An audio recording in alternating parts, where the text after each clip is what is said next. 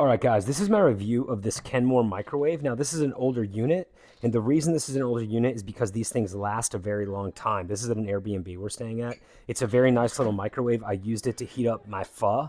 It was vegan pho that I just made, and it tasted really good because this microwave does such a good job of heating evenly. So it's got this little circle in here that allows it to rotate around to get an even cook.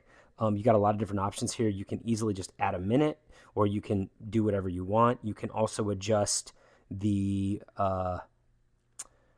let's see, you can do like popcorn, potato, beverage. There's a lot of different things that are just quick touch. A lot of times I make potatoes for my dog. I can just hit potato and go, and it'll just sense it.